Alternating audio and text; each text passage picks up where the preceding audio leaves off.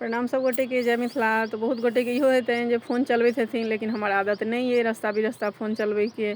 ओनाहियो जतऽ हम दूध ले जाइ छी ततऽ रेलवे क्रॉसिंग छै, तऽ हमरा कनि सोचि समझि कऽ जाय पड़ैया।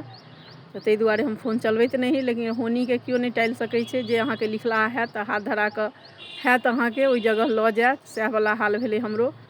संजोग एहन रहै जे अपने बचि गेलहुँ। एहन जगह गेलहुँ जे बुझियौ पैर तक धसि गेल, नालामे सँ निकलै नहि हमर पैर। संजोगसँ दूटा मिस्त्री रहै अहाँके नालाके ओहि पार जे बनबैत रहै, ओ अहाँके हमरा निकाललक ओहिमे सँ।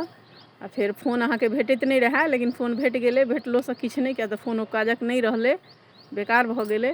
लेकिन उएह छै, हारिए न हिम्मत बिसरिए न हरि नाम, सएहवला हाल छियै। भगवानक नाम जपै छी, आ जे अपना हाथमे छै से तऽ कऽ लेबै अहाँ। जे हुनकर हाथमे छै तकरा तऽ उएह भगवान करथिन। खैर जे होइ छै नीके होइ छै। फोन तऽ दोसरो आबि गेलै। अपने ठीक छी, चोट तऽ बहुत लागल अइ अन्दुनी हमरा, लेकिन चलू ठीक छै सबटा। जाहि विधि राखे राम ताहि विधि रहिए। तैयो हिम्मत हारैवला नहीं छियै हम। तऽ देख लियौ एखन छतपर एलहुँ हेँ कहुना पानि दै लए प्लांटमे, किएक तऽ जे लगबै छै तकरे माया रहै छै। जे लगबैत हेथिन हुनका पता हेतनि।